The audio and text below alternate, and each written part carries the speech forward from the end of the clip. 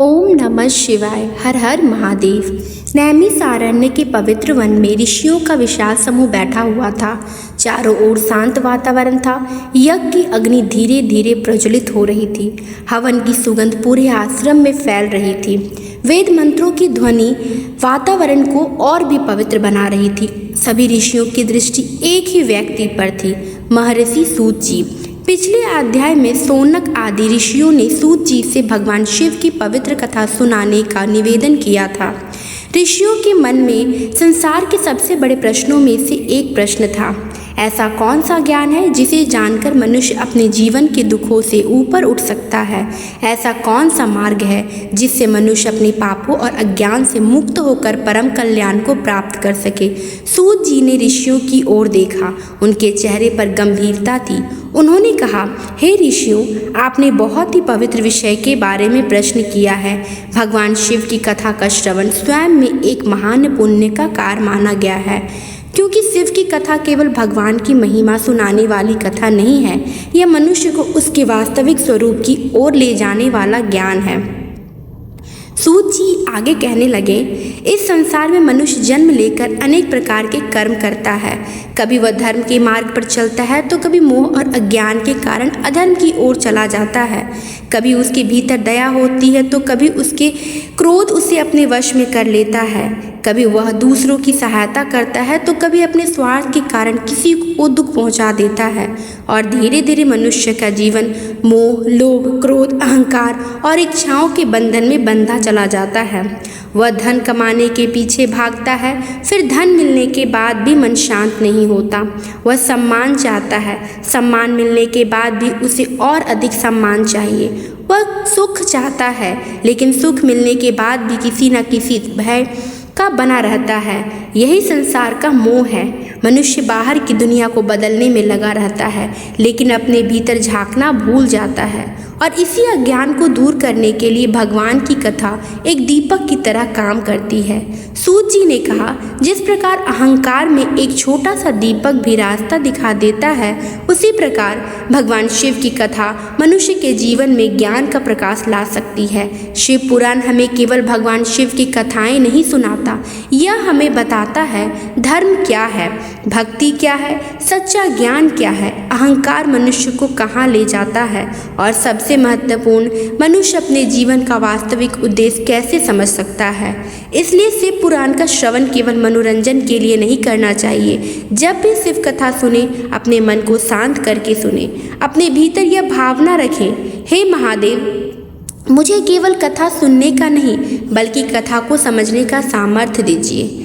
ऋषियों के मन में यह प्रश्न भी था, क्या भगवान शिव की भक्ति करने के लिए बहुत बड़ा ज्ञान होना आवश्यक है? क्या इसके लिए बहुत धन चाहिए? क्या बड़े बड़े यज्ञ करने जरूरी हैं? सूत जी ने बताया, भगवान शिव की भक्ति में सबसे बड़ा महत्व भावना का है। जिसके पास बहुत कुछ और वो अहंकार से भगवान को याद करता है, और दूसरी ओर जिसके पास कुछ भी नहीं लेकिन वह सच्चे मन से भगवान का नाम लेता है, तो भगवान के लिए उस भावना का महत्व सबसे बड़ा है। इसलिए तो भगवान शिव को भोलेनाथ कहा जाता है। वे अपने भक्तों की सच्ची श्रद्धा को देखते हैं। एक पात्र का जल का हो, कुछ बेलपत्र हो, या केवल हृदय से निकला ओम नमः शिवाय, भक्ति में वस्तु में अधिक महत्वपूर्ण है मन का भाव। लेकिन यह एक बात समझना बहुत जरूरी है, केवल शिव पुराण सुन लेने से ही सब कुछ बदल नहीं जाता। कथा तभी हमारे जीवन में प्रभाव डालती है जब हम उसके संदेश को अपने जीवन में उतारने का प्रयास करते हैं। यदि कथा हमें क्रोध छोड़ने की सीख देती है तो हमें अपने क्रोध पर नियंत्रण रखने का प्रयास करना चाहिए। यदि कथा हमें अहंकार छोड़ने की सीख देती है तो हमें दूसरों को छोटा समझना छोड़ना चाहिए। यदि कथा हमें दया और सेवा की सीख देती है तो हमें ज़रूरतमंदों की सहायता करनी चाहिए। और यदि कथा हमें भगवान पर विश्वास करना सिखाती है तो कठिन समय में भी हमें अपनी श्रद्धा नहीं छोड़नी चाहिए। यही शिव कथा का वास्तविक उद्देश्य है।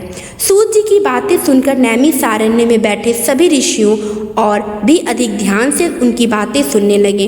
उनके मन में भगवान शिव को लेकर अनेक प्रश्न उठने लगे।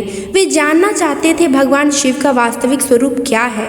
क्या शिव केवल कैलाश पर्वत पर निवास करने वाले देवता हैं, या उनका स्वरूप इससे उससे भी कहीं अधिक विशाल है। उनका ब्रह्मा और विष्णु से क्या संबंध है? सृष्टि की रचना में भगवान शिव की क्या भूमिका है और वह परम सत्य क्या है जिसे जानकर मनुष्य जन्म और मृत्यु के बंधन से मुक्त हो सकता है? ऋषियों की जिज्ञासा अब और गहरी हो चुकी थी। सूत जी के समझ गए थे कि अब समय आ गया है उन्हें भगवान शिव के उस गहन रहस्य की ओर ले जाने का जिसे साधारण बुद्धि से समझना आसान नहीं है। सूत जी ने ऋषियों से कहा, भगवान शिव को केवल आंखों से देखने का प्रयास मत करो, उन्हें समझने के लिए मन को भी निर्मल करना होगा, क्योंकि शिव केवल एक रूप नहीं है, वे कल्याण के प्रतीक हैं, वे वैराग्य के प्रतीक हैं, वे ज्ञान के प्रतीक हैं। उनके शरीर पर भस्म है, गले में सर्प है, मस्तक पर चंद्रमा है, जटाओं में गंगा विराजमान है, हाथ में त्रिशूल है और डमरू के नाद उत्पन्न होते हैं। इन सभी प्रतीकों के पीछे गहरा आध्यात्मिक अर्थ छिपा हुआ है। इसलिए शिव को समझना केवल उनकी मूर्ति को देखना नहीं, शिव को समझना उन प्रतीकों के पीछे छिपे सत्य को समझना है। सूत जी ने कहा, जो व्यक्ति श्रद्धा से भगवान शिव की कथा सुनता है उसके भीतर धीरे धीरे भगवान के प्रति प्रेम और विश्वास बढ़ता है। उसका मन संसार की अस्थायी वस्तुओं से हटकर स्वास्थ्य सत्य की ओर ले जाने लगता है।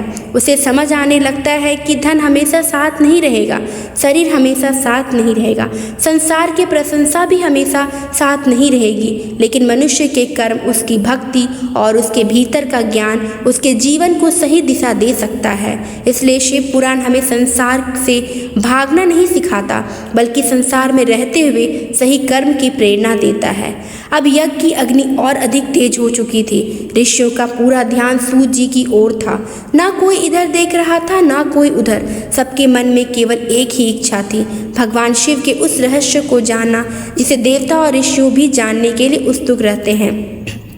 सूत जी ने अपनी वाणी को विराम दिया, लेकिन ऋषियों के मन में प्रश्न और भी बढ़ चुके थे, क्योंकि अब शिव पुराण की कथा उस रहस्य की ओर बढ़ने वाली थी जहां भगवान शिव का स्वरूप केवल एक देवता के रूप में नहीं बल्कि परम तत्व के रूप में सामने आने वाला था। और आगे की कथा में हम जानेंगे जब सृष्टि के महान देवताओं के बीच एक ऐसा प्रश्न उठा जिसका उत्तर स्वयं उनके लिए भी सरल नहीं था। कौन बड़ा है, ब्रह्मा या विष्णु? और उस विवाद के बीच एक ऐसी अद्भुत ज्योति प्रकट हुई जिसका न कोई आदि दिखाई दिया और न रहस्य की पूरी तरह समझ नहीं पाए।